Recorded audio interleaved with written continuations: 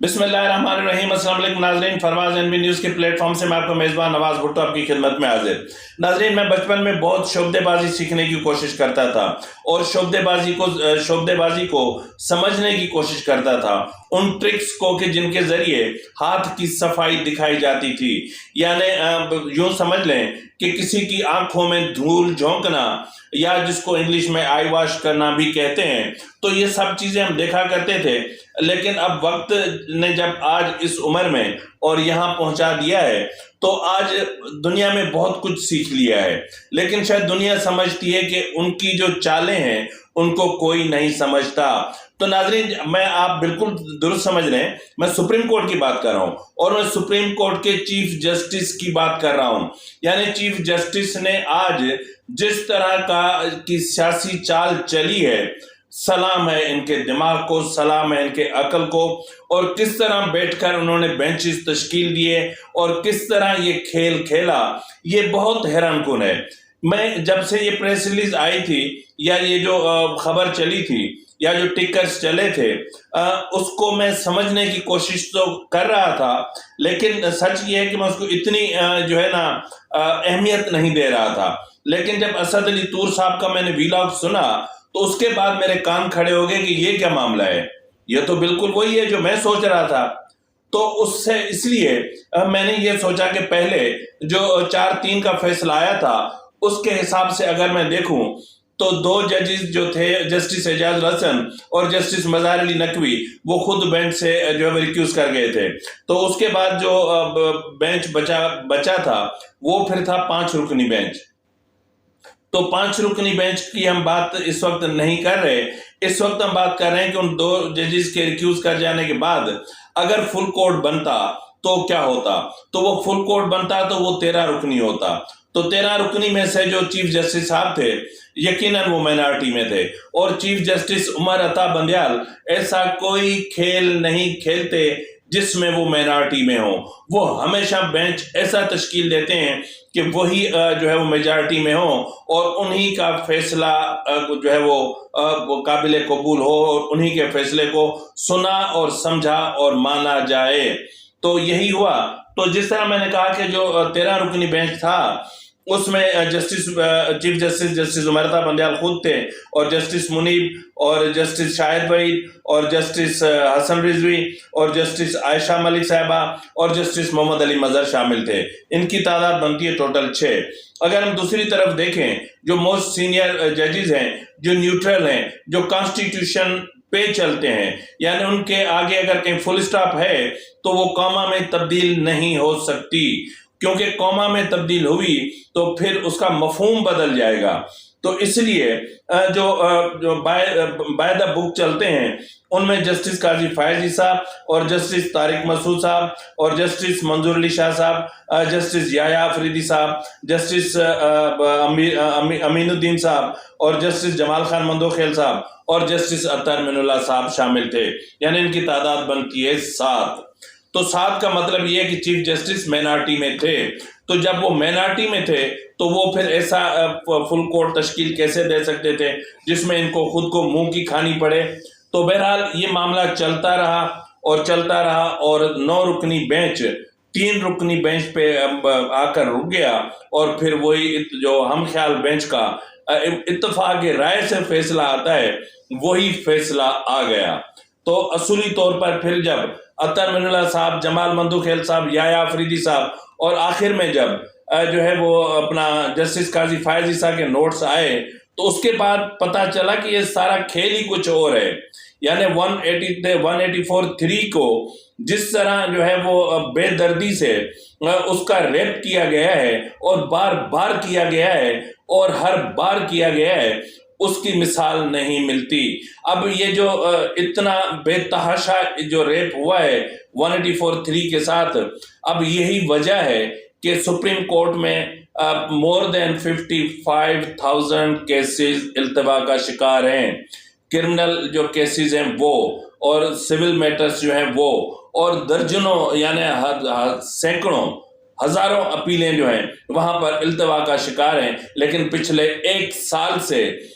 یہ جو کورٹ ہے، یہ اپنا جو سپریم کورٹ ہے، اس کا ٹوٹل فوکس پولیٹیکل کیسز پر ہے۔ تو بہرحال ناظرین، میں آپ کو انتظار نہیں کرواتا ہوں، میں آپ کو لے آتا ہوں اصل پوائنٹ پہ، اور میں آج شکریہ ادا کرتا ہوں اسد علی طور صاحب کا بھی کہ انہوں نے جو میرے ذہن میں جو ابہام تھا یا جو غلط فہمیاں تھیں ان کو دور کیا، کیونکہ اسد علی طور کا یہ کہنا درست ہے کہ کسی بھی جج کو اس چیز سے اعتراض نہیں ہے کہ جو اپنا چیف جسٹس اطہر من اللہ ہے کہ وہ چیف جسٹس ہے، ان کو اگر اعتراض ہے تو اس چیف جسٹس کے کنڈکٹ سے ہے، کیونکہ ان کا کنڈکٹ مس کنڈکٹ میں تبدیل ہو گیا ہے۔ تو اس لیے ان چیزوں پر سوال اٹھانا فضول ہے کہ کوئی وہ چیف جسٹس نہیں ہے۔ بھائی وہ ہیں، ہم بھی کہتے ہیں کہ ہیں۔ تو ایسی صورتحال میں مسئلہ یہ ہے کہ اگر آپ کو کمپرومائز کرنا ہے تو جس طرح پس پردہ رابطے کیے گئے ہیں ان رابطوں میں صرف ایک چیز سامنے آئی ہے کہ پہلے 4-3 والے معاملے کو کلیئر کیا جائے اور اس کے بعد فل کورٹ بٹھایا جائے، اس کے بعد جو رولز آف پروسیجر ہے یا جو 184(3) کا جو رولز آف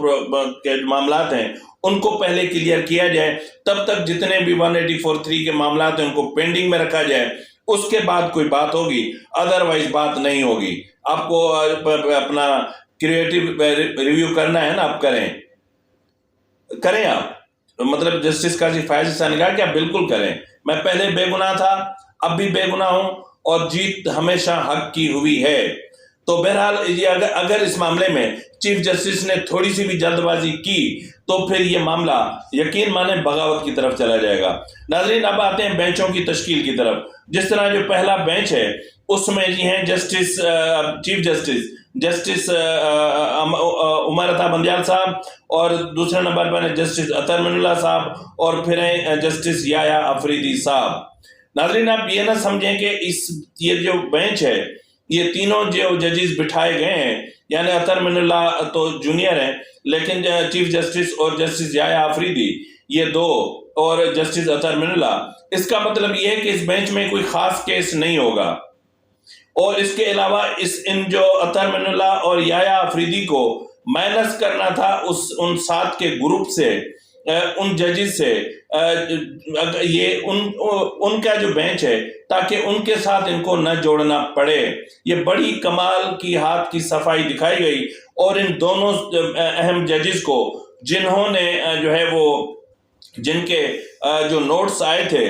چیف جسٹس کے فیصلے کے خلاف، ان کو بڑی صفائی سے وہاں سے کاٹ کر الگ کیا گیا تاکہ ان کو آسانی سے الگ کیا جا سکے جسٹس قاضی فائز عیسیٰ سے اور جسٹس طارق مسعود صاحب سے، تاکہ یہ ان دونوں کو آئسولیٹ کرنا چاہ رہے ہیں، آئسولیشن میں ان کو ڈالنے کی وجہ سے یہاں پر یہ چالاکی کی گئی ہے۔ اب ذرا آتے ہیں نیچے۔ اب جو جسٹس قاضی فائز عیسیٰ جو موسٹ سینئر اور پیونی جج ہیں، ان کو 2 رکنی بینچ یعنی ڈبل بینچ ان کو دیا گیا ہے، اور ان کے ساتھ بیٹھیں گے جی محمد علی مظہر صاحب، یعنی یہ محمد علی مظہر صاحب چیف جسٹس کے گروپ کے ہیں، یعنی یہاں پر جو ہے وہ ایک راستہ روکا گیا ہے کہ جو ہے وہ اگر قاضی فائز عیسیٰ کوئی بڑا فیصلہ کرنا چاہیں، کوئی بڑی چیز کرنا چاہیں یا کوئی بڑا آرڈر جاری کرنا چاہیں تو ان کا راستہ روکا جا سکے۔ اس کے علاوہ جو سردار طارق مسعود صاحب ہیں ان کا بھی ڈبل بینچ تشکیل دیا گیا ہے، یعنی ان کا بھی ڈبل بینچ ہے، ان کا بھی جو ہے وہ ان کا بھی 3 بینچ نہیں ہے۔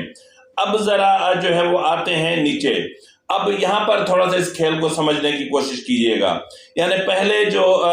رکھا گیا ہے یعنی جسٹس اعجاز الحسن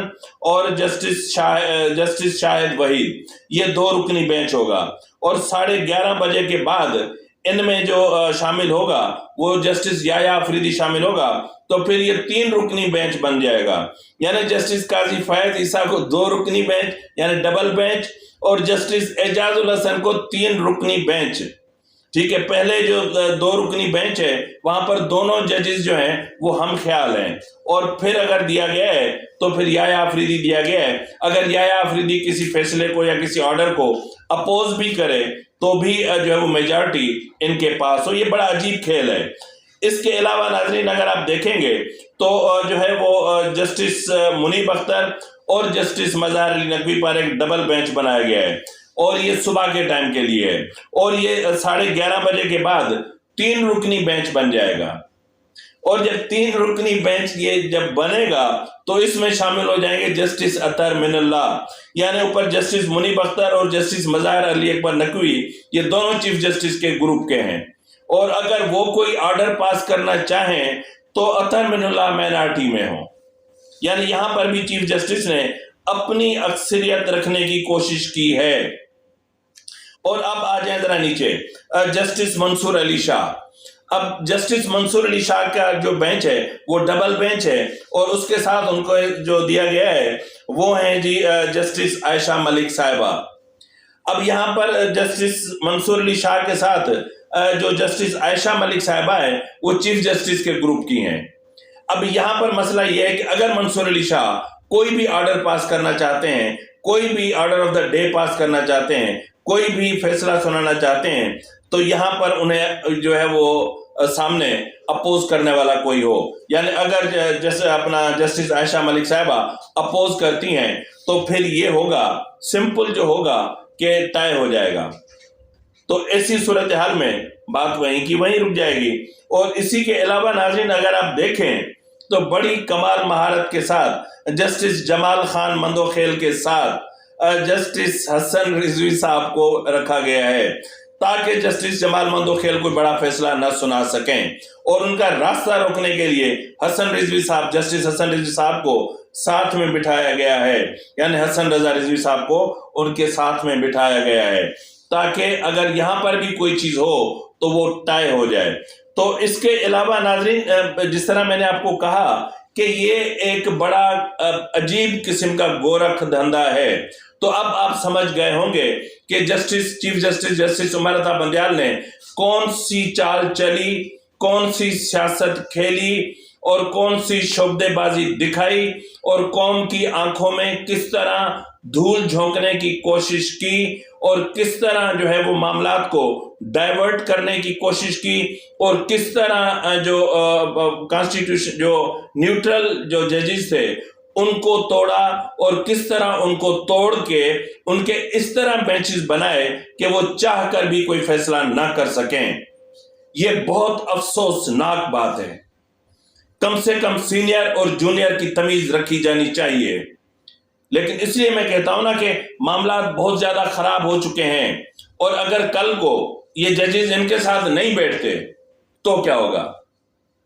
کیونکہ یہ جو آرڈر ہے یہ تو اسی جو ہے وہ رجسٹرار نے پاس کیا ہے جو ڈیپوٹیشن پر ہے، اور جس کو اسٹیبلشمنٹ ڈویژن میں رپورٹ کرنے کے لیے کہا گیا ہے، اور وہ غیر آئینی غیر قانونی طور پر یہاں پر بیٹھا ہوا ہے۔ تو کل اگر یہ ججز آج، کیونکہ اس وقت جب میں یہ ویلاگ ریکارڈ کر رہا ہوں تو رات کے تقریباً 4 بج رہے ہیں، تو ظاہر ہے کہ آج اگر یہ ججز ان کے ساتھ نہیں بیٹھتے تو بہرحال یہ حیرت کی بات میں آپ کو یہاں پہ یہ بتاتا چلوں کہ چیف جسٹس خود ہی بڑے مسائل کو اور بڑے جو ہے وہ ایشوز کو جنم دے رہے ہیں، اور بڑے تضادات کو جنم دے رہے ہیں، اور خود ہی تضادات کو جنم دے رہے ہیں۔ میری سمجھ سے یہ بات بالاتر ہے کہ آخر چیف جسٹس چاہتے کیا ہیں؟ وہ کیا چاہتے ہیں؟ یا تو پھر نیوٹرل ججز جو ہیں یا تو وہ چلے جائیں، یا تو پھر جو ہے وہ ایک طرف ہو جائیں اور سب کچھ انہی کو کرنے دیا جائے،